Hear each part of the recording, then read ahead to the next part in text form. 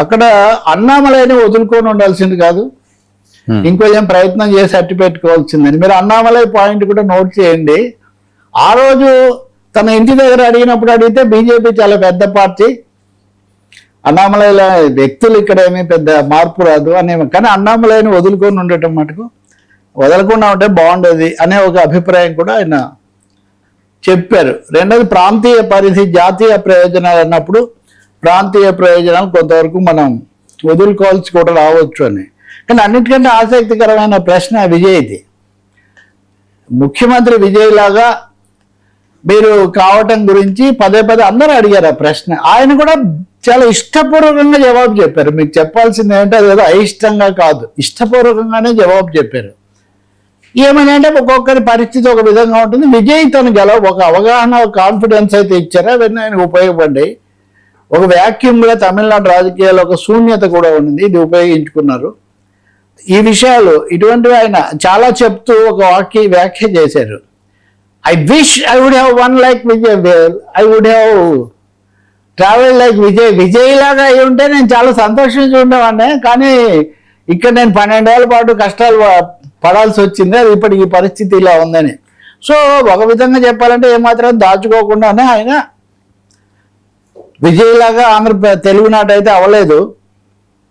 మోదీ గారి నాయకత్వం మీద మటుకు ఆయనకి ఇప్పటికీ పూర్తి నమ్మకం. అదే సమయంలో రాహుల్ గాంధీ, కాంగ్రెస్ పార్టీ పూర్తిగా దెబ్బతినిపోయాయి, వాటి వల్ల ఏమీ పెద్ద ప్రయోజనం ఉండదు అన్న అభిప్రాయం కూడా ఆయన వెలిబుచ్చుతూ ఉన్నారు. సో ఈ విధంగా చూస్తే పవన్ కళ్యాణ్ చాలా కోణాల్లో కొంత ఆత్మావలోకనం, కొంత భవిష్యత్తుకు వ్యూహం సిద్ధం అవుతున్నట్టు మటుకు కనిపిస్తుంది. అయితే ఈ మొత్తంలో వినపడేది ఒకటి ఉంది, అది మన చివరి వాక్యాలు. ఇప్పుడు జగన్మోహన్ రెడ్డిని అరెస్ట్ చేస్తారని చాలా రోజు హైప్ స్టోరీస్, ఊహాగానాలు, చేస్తారా ఇట్లాంటి చాలా నడుస్తున్నాయి.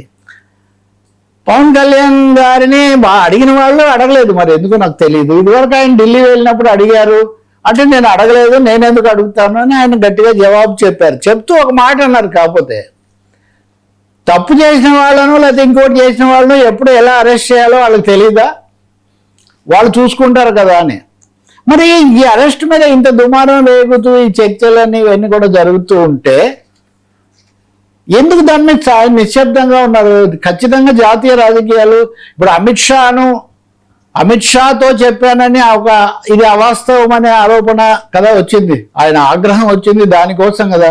ఖచ్చితంగా జాతీయంగా దాన్ని సెట్ చేయడానికి మంచి అవకాశం నిజానికి.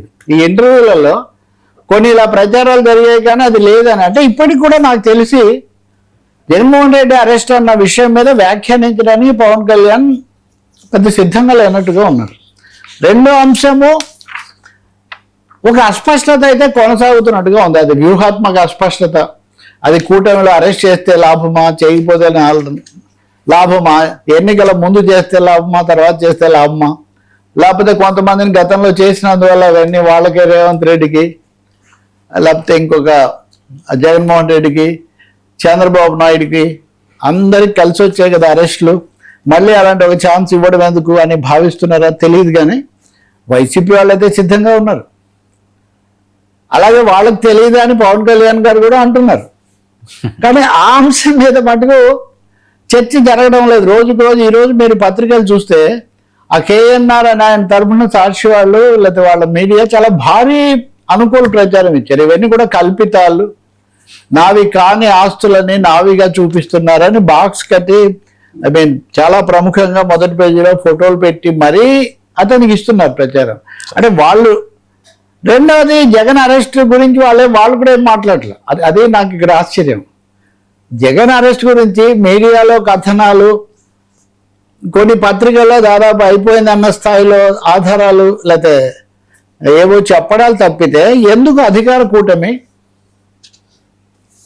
అంత పూర్తి నిశ్శబ్దం పాటిస్తుంది? అలాగే అధికారికంగా వైఎస్ఆర్ పార్టీ కూడా నాయకులు ఏదో యథాలాపంగా అటు ఇటు మాట్లాడడం తప్ప ఎందుకు దాన్ని ఖండించడానికైనా ఎందుకు ఖండించుతారు కదా మామూలుగా. ఈ ఇవన్నీ కుట్రలు మేము అమలు చేస్తాం, లేకపోతే ఇట్లాంటివి ఎదుర్కొని మేము దూసుకొస్తాం, గతంలో మాకేం అరెస్టులు కొత్త కదా, ఇలా కూడా మాట్లాడలే. కాబట్టి జగన్ అరెస్ట్ మీద సస్పెన్స్, సన్నాహాలు రెండు ఏకకాలంలో జరగడం అన్నది మటుకు ఆంధ్రప్రదేశ్ రాజకీయాల్లో చాలా ఆసక్తికరమైన ఆలోచించదగిన అంశంలాగా కనిపిస్తుంది. ఇది నిజంగా ఎప్పుడు మెటీరియలైజ్ అవుతుంది, అసలు అయితే కూడా ఏ రూపంలో అవుతుంది, కోర్టుల ద్వారా అవుతుందా, పోలీసుల ద్వారా అవుతుందా, ఏ కేసులో అవుతుంది, మీలాంటి వాళ్ళు అంటే చాలా సమాచారాలు మీరు చెప్తుంటారు కాబట్టి మీకు ఇంకేమైనా ఉంటుందో తెలియదు కానీ నాకు. కానీ పవన్ ఇంటర్వ్యూలో ఈ అంశం ప్రముఖంగా రాకపోవడం మటుకు కొంచెం అది రాకపోవడం, certain things are felt by their options అంటారు కదా, అది లేకపోవడం అనేది గమనించదగిన అంశంగా కనిపిస్తుంది.